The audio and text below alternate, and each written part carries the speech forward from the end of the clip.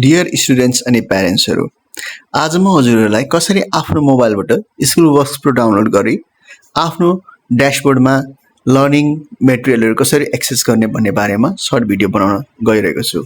यसको लागि हजुरहरूले आफ्नो फोनमा प्ले स्टोरमा जानुपर्ने हुन्छ र वान्स हजुरहरूले प्ले स्टोरमा ओपन गरिसके पछाडि सर्च बटन क्लिक गर्नुहोस्। सर्च बटन क्लिक गरिसके पछाडि हजुरले स्कुल वर्क्स प्रो टाइप गरेर सर्च गर्नुहोस् र हजुरले टाइप गरेर सर्च गरिसके पछाडि यस्तो प्रकारको एप्लिकेसन देख्नुहुन्छ जसमा तपाईले ट्याप गरेर इन्स्टलमा क्लिक गर्नुहोस्।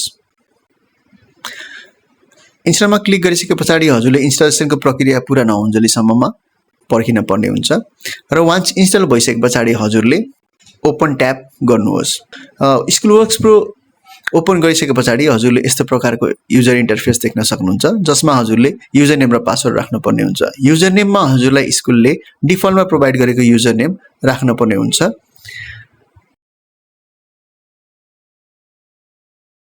र सुरुमा हजुरको पासवर्ड डिफल्ट रूपमा पासवर्ड नै हुन्छ र जसलाई तपाईले लेटर अन बदलिन पर्ने हुन्छ।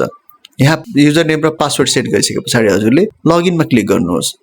लगइनमा क्लिक गरिसके पछाडि हजुरको रिसेट पासवर्ड नै हुन्छ र नयाँ पासवर्ड हजुरले जे सेट गर्न चाहनुहुन्छ त्यो लेख्नुहोस् अनि त्यसैलाई दोस्रो पटक लेखेर कन्फर्म गर्नुहोस् अनि अपडेट गर्नुहोस्।